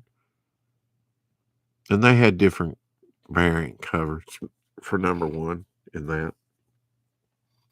Checker top cover, Justice League number 52. This just shows you the richness of color, and I bet you it's colored by Jack Adler. I just bet you. Roll call: Green Lantern, Martian Manhunter, Hawkman. Usually didn't put the roll call on the cover. Sometimes. Plus the Batman Superman missing in action, 5 Justice Leaguers. Robot cover or Lego blocks. Anyway, they say fine, very fine 7.0, which would be nice for this book. Look at the colors, the 60s colors. I guarantee you that was probably colored by Jack. Checker top cover. Oh, you leaving? Enjoyed the show. Yeah, logo looks great. Gotta go. Catch you later. Yeah. Thanks, citizen. Key issue here, Harbinger number 1. No, number 24. It faked me out, which is kind of a takeoff of number 1. Fake me out. I do have 2 Harbingers number 1. The print run on that was 50,000. You know, some have been lost over time. Not a huge print run. Of course, Spider-Man, his run like today is like 60,000. That's why I'm saying some of this, if it wasn't so woke, I mean, why is the print run so low? I mean, Spider-Man's supposed to be their number 1. I mean, arguably, he's, Flintstones and the Pebbles. Yeah, nice condition. White cover. Could use a little cleanup along the spine. 15-cent gold key. Yeah, water that car plant. He doesn't look happy about that. What, you never washed the car? X-Men number 310. See how these are put in there? Little Cable and his future son, right? Cable is Cyclops' son. So a little father team up action against the Executioner. A little play on the name, the old Thor name. This is John Romita Jr. And maybe says DG, so I think that's what that says. But I wouldn't think that that's Dick Garagano inks.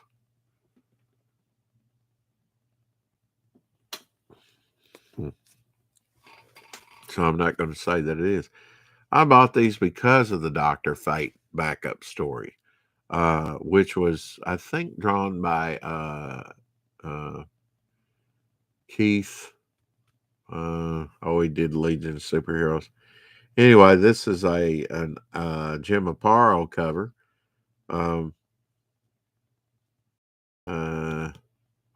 Trying to think of who did Dr. Fate. I know George Perez did some stuff. I don't know if that was the Dr. Fate stuff. I don't think it was. I think he did the backup story and Flash of Firestorm. This is number 311. But it got me reading Flash. I didn't have this particular issue. Talk about multi-timeline cover. We're strapped to a giant Dr. Fate up here. Boomerang. Black cover on this one. Jim Aparo cover with Ronan Gaz inks, I guess. Black cover in stellar shape from the early 80s. Number 317.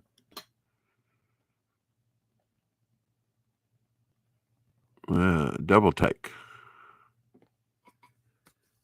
I didn't much care for, I come to appreciate it. He did those adventure dilates for heroes. Carmen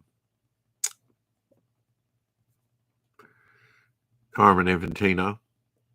I have a Carmen Infantino signed Adler.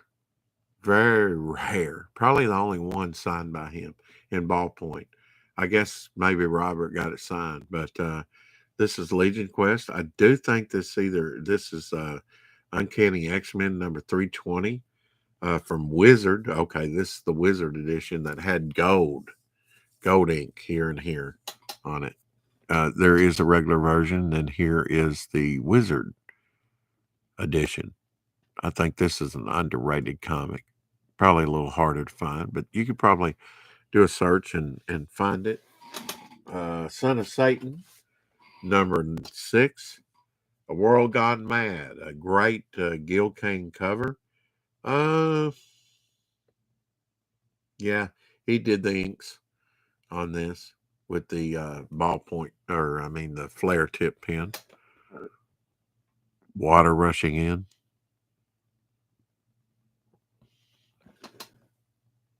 Gil Kane, yes. Premier Marvel cover artist of the Bronze Age, in my opinion. Can't say that enough. A Doomsday cameo on the last page, November 1992. I was unaware of this and got it retrospectively. Another John Bogdanovich cover. Dennis Janke, I guess. This is from November 1992. Doomsday is coming. Yes, he is. So this is a key issue. Cameo of Doomsday. First appearance. The underworld rises again.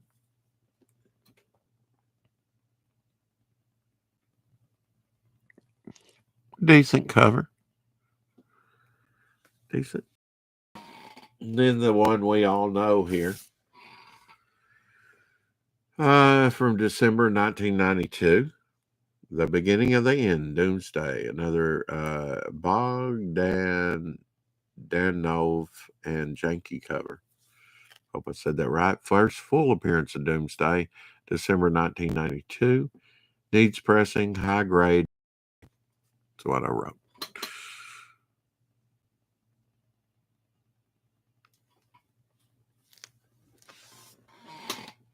I've shown these before.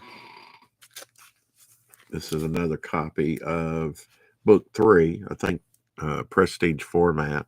Pretty thick book. They did 3 of them. Hunter Prey storyline. That would be Dan Jurgens' cover. Superman Man of Steel. I believe this is another Bog cover. 48 pager, first issue. Bogdanov. But it has some Tom Grummett artwork in it, and Jerry Ordway, and Breeding, and McLeod, and Jurgens. Yeah. Like the there, first issue. 48 page first issue. Funeral for a Friend, Superman. Black outline, number 20. I'm looking on these barcodes on all these. Nice ensemble of characters mourning the death with the Guardian there. Don't see him very often. You did during this time. Of course, he goes back all the way. Clinton, Bill and Hillary Clinton appear in that issue. Of course, June 1993, number 687, The Last Son of Krypton. Boy, the colors are popping on that. That is nice. Around this logo and this wording and stuff. Bonus Last Son of Krypton poster. Die cut cover. I guess you're familiar with these. Another die cut cover. Superman Man of Steel number 22. Of course, you'd have to check the back to see if these are, and the colors are popping on this too. These are nice shape. Look brand new.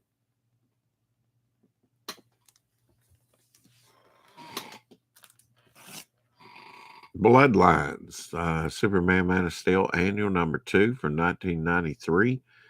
I had some Bloodlines production artwork. Not very much, maybe a page or two. The Edge of Steel. Yeah.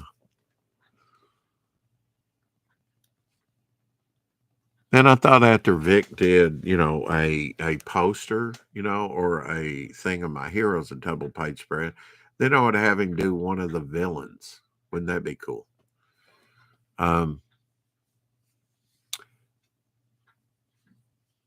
Lizard edition.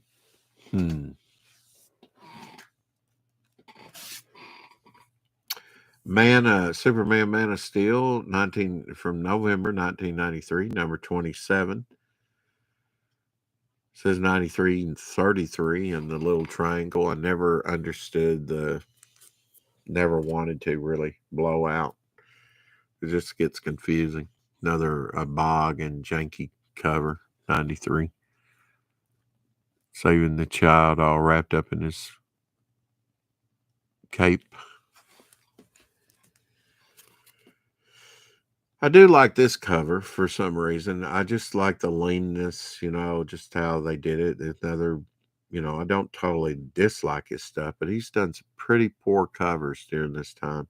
But this is one that I really do like.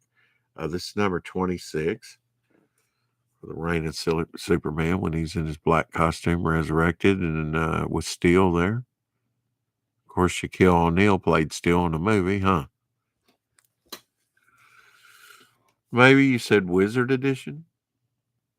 Oh, I did say Wizard Edition. Yeah, thanks for that clarification. Yeah, black here, another bog cover. You'll see him doing all these Superman stuff. Number 25. Don't see a barcode. Maybe it's on the back. Man, I mean, these colors are popping on here. They look nice. I don't know, man. Angst face of Superman there. Black, of course. Condition sensitive. Number 24. Steal yourself. Ha ha ha. With Steel there.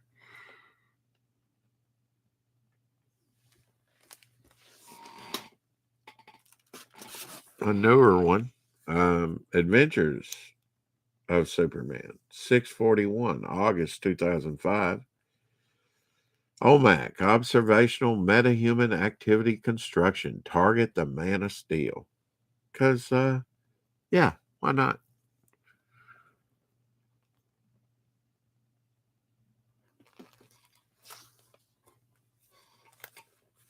And Superman, Man of Steel, number 30 from 94. Another bog cover going up against Logo. Getting Logo. Getting Lobo right in the abs doesn't seem to affect him that much, and Superman right in the face. Fight, fight, fight, fight, fight, fight, fight, fight, fight, fight, fight, fight. Yeah. Like to see a food fight. You could hurl a, burger or hot dog at supersonic speed at them. It'd be pretty cool. Might hurt when it hit too. Yeah, I mean, what? Nobody loves Superman anymore? Hell, he's going up against Lobo there, but now, the harpoon hand Aquaman. Devil in the Deep.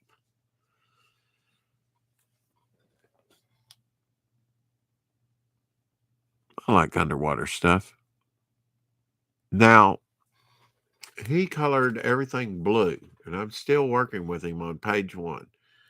This is what I'm talking about. Now, I went with a darker color scheme with his costume, gray and blue, like an ultramarine blue. Not a true ultramarine blue because that won't print. Printing colors are different than like painterly colors. But I was trying to get, and everything was like, well, do you like it? And I'm like, yeah, I know it's all underwater and you're looking up and it's at night, but everything's blue.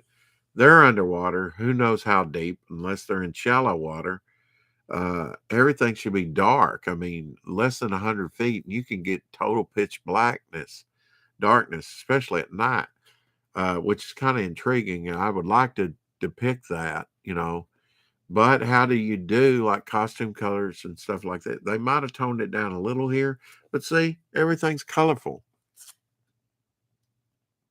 It's not true light. I'm learning that from working on page 1. It's not true light. And I knew that too, because when you look at deep water, it's just black. The only thing you see are like bioluminescent fish or jellyfish or things. This is a great cover. bog and janky cover. Passable. Their Superman looks a little clunky at times. Daily Planet there, of course, with the Spectre, number 54.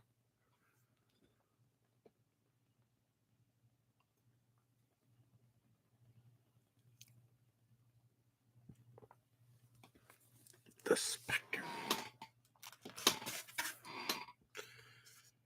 All right, let's see. This is a Joe Costani. It's Costada and Palmiotti inks cover. Action Comics, Superman and Action Comics.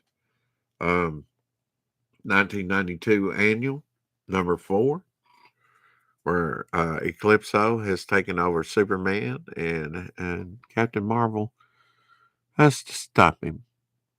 Shazam! Just saying.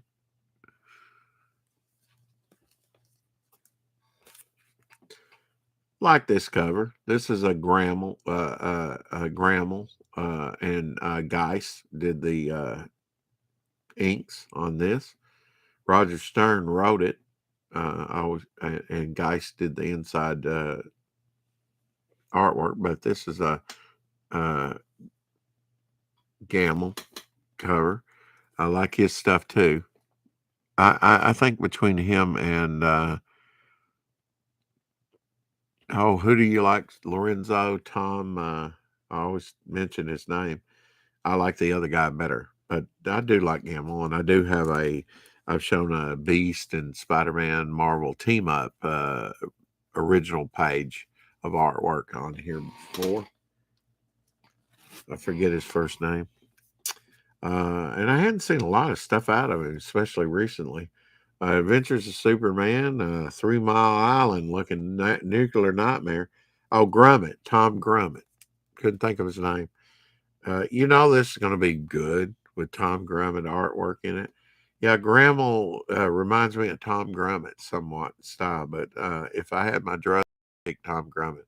Oh, Grammel's good too, and I would like to see. I really do like his stuff. It's hard to tell. I've just seen Grummett out there more, but I do like Grammel's stuff. Jerry Ordway in here too. Maybe working on the writing with Kessel. I'm not sure. Like the Nuclear Nightmare logo they've got down here. This is from February. I think that's 99. Yeah, February 99, number 564. Be sweet, to get a newsstand edition. This is a direct, but at this time it would be like 1% of the run. Nice little nut. We on Devil Flyer, John kind of did, the lining like it has here in our logos. It's real fine there at the top. I don't know if you wish it was more prominent, really, on that cover. Superman in Action Comics, number 691, September 1993. Man, I mean, over time, these colors are popping. I don't know, man. These are nice. I mean, nice saturated color.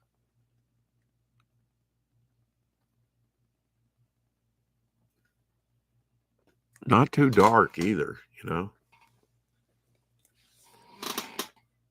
think this is the Art Adams cover, if I remember right.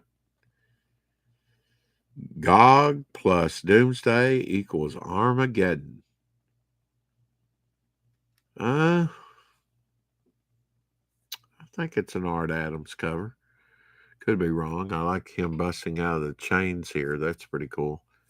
Yeah, the colors on this are just popping, man. Of course, the great Action Comics logo. Yeah, look at that Doomsday. Foot. I mean, and Gog there from behind.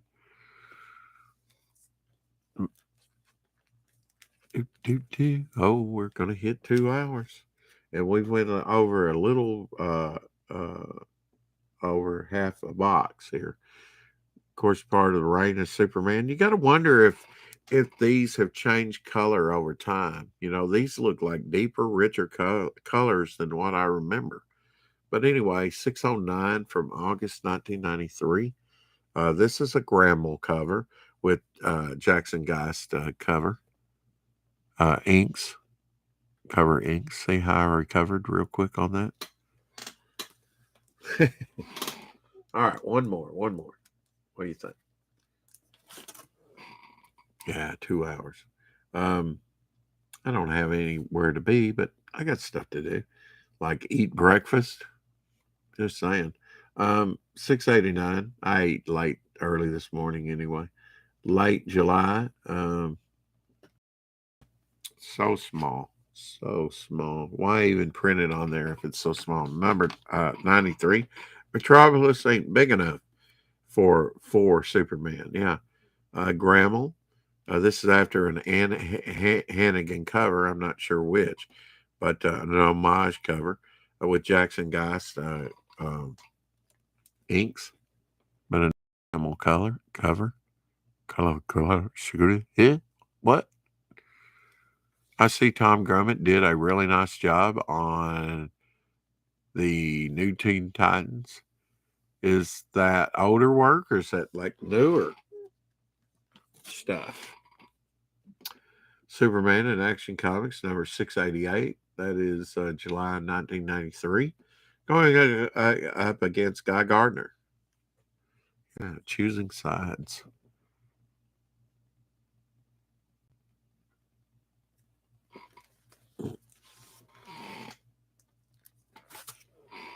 Looks like Sinestro would try and recruit him.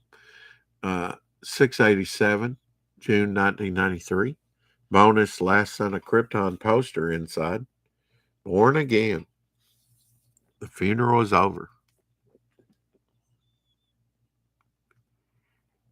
Some Jack Kirby crackle going on there, huh? If Jack Kirby just gave us that, nice black cover here. February 1993, number 686, Funeral for a Friend. Who's buried in Superman's tomb, and why is Lex Luthor so paranoid? This is a Jackson Geist cover.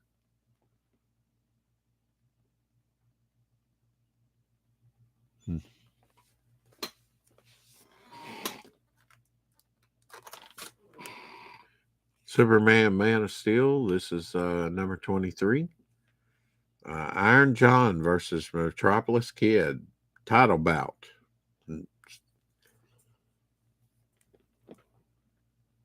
Out of all these, I enjoyed, probably because of the Tom Grummett artworks, Superboy the most.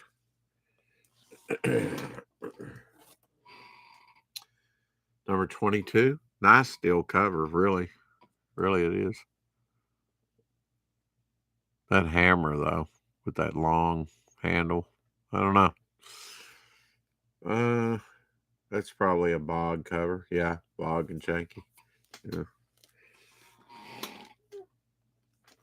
Doomsday here. Number 19. Another Bog and Janky cover, I guess. Yeah. I like that the bones actually obscure his eyes. And I think in the animated, they kind of simplified that. Okay, so just change the character. If you don't want to draw him like that all the time, why you got to mix things up? I don't understand. Why can't you stay on spec? Okay.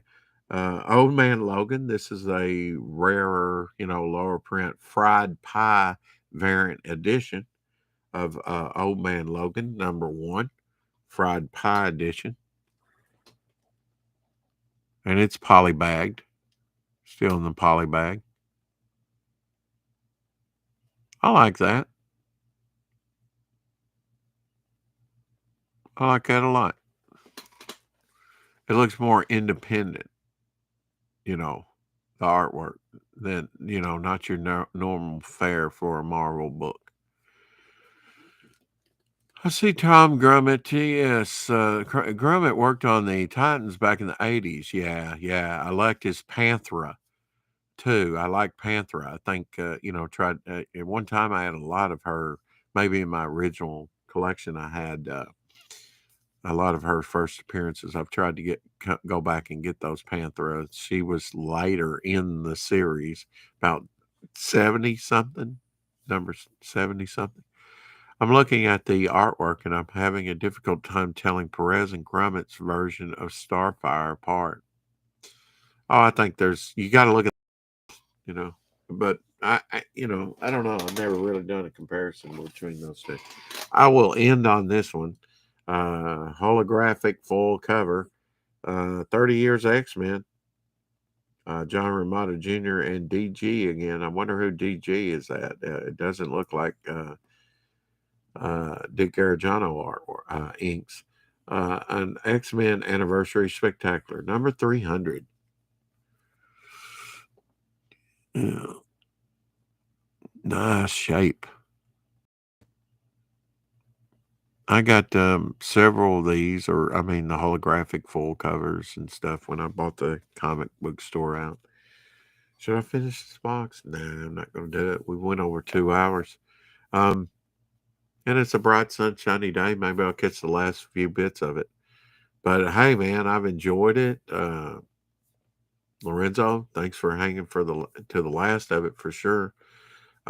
Remember to hit the like button and subscribe button and all that good stuff. I say that for future watchers.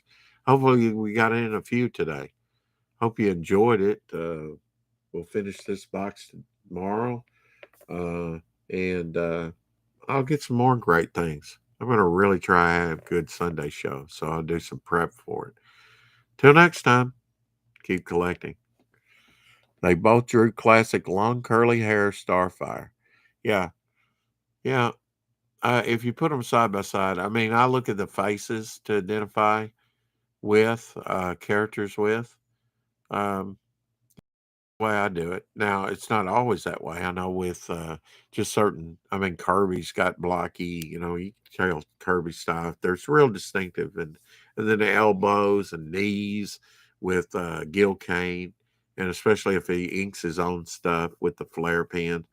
There's just little things to look for. But the most, maybe I don't know who did the cover art at all, but I look at the face and every artist draws distinctively the face, it seems like. So the face, 9 times out of 10, is the main thing that I identify other artists with. Everything else may look like another artist to me, but you look at the face and you go, they either were the cover artist or they were the inker.